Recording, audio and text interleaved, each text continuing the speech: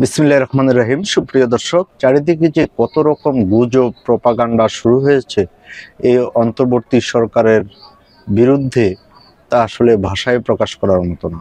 Doctor ইউনূসের ইসরায়েলকে 1000 কোটি টাকা দেওয়ার বিষয়ে আলাউদ্দিন জিহাদির অপপ্রচার।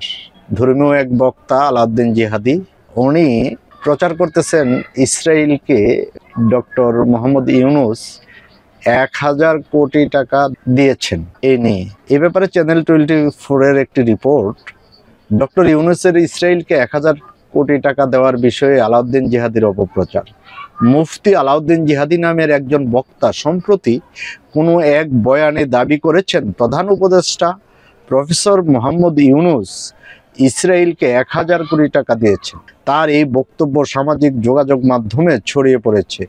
আওয়ামী লীগের রাজনীতির সঙ্গে সম্পৃক্ত ব্যক্তিরা এই বক্তব্যটির প্রচার করে মানুষকে বিভ্রান্ত করার চেষ্টা করছে।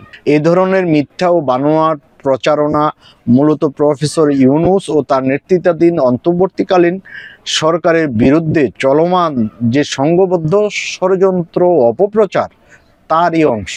স্বতন্ত্র ফ্যাক্ট চেকিং প্রতিষ্ঠানগুলো বলেছে, প্রফেসর ইউনূসের প্রতিষ্ঠান গ্রামীণ আমেরিকার ইসরায়েলকে $1 কোটি সহায়তার বিষয়টি নিয়ে সর্বপ্রথম 2023 সালের অক্টোবর বাংলা ইনসাইডার নামক একটি অনলাইন পোর্টালে প্রকাশিত হয়। পরবর্তীতে ধাপে ধাপে তার কিছু অনলাইন পোর্টালে ও পত্রিকায় প্রকাশিত হয়।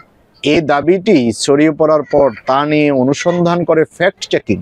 তাদের অনুসন্ধান জানা যায় 2023 সালের অক্টোবরে যখন ফিলিস্তিনিদের মধ্যে হামলার ভয়াবহতা শুরু হয়, সে সময়ই বাংলাদেশের প্রচার হতে শুরু করে ইসরায়েলকে 100 কোটি টাকার সহায়তা দিয়েছেন নোবেল বিজয়ী অর্থনীতিবিদ ডক্টর মোহাম্মদ ইউনূস। অনুসন্ধানে জানা যায়, আওয়ামী লীগের প্রপাগান্ডা সাইট হিসেবে পরিচিত অনলাইন সংবাদ মাধ্যম বাংলা ইনসাইডারের সে বছরের 13 অক্টোবর একটি প্রতিবেদন থেকে আলোচিত দাবি ছড়িয়ে পড়ে। ওই প্রতিবেদনের দাবিটির পক্ষে ইসরায়েলের পররাষ্ট্র মন্ত্রণালয়ের একটি বিবৃতির বিষয়ে বলা হলেও ওই মন্ত্রণালয় থেকে সে সময় প্রকাশিত কোনো বিবৃতিতে এমন কোনো তথ্য পাওয়া যায়নি। ওই দাবি সংবলিত কোনো বিবৃতি প্রকাশিত হয়নি বলে দেশটির পররাষ্ট্র মন্ত্রণালয় থেকেও রিউমার স্ক্যানারকে নিশ্চিত করা হয়। তাছাড়া ইসরায়েলের সাংবাদিক এবং ফ্যাক্ট চেকারও এমন কোনো সহায়তার বিষয়ে অবগত নন বলে রিউমার স্ক্যানারকে জানান। একই সঙ্গে ইউনূস সেন্টারও বিষয়টি ভুয়া বলে নিশ্চিত করেছে।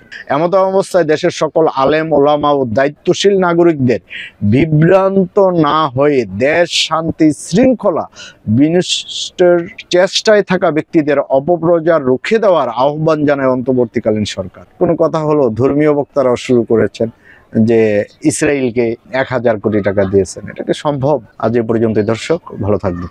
আল্লাহ হাফেজ।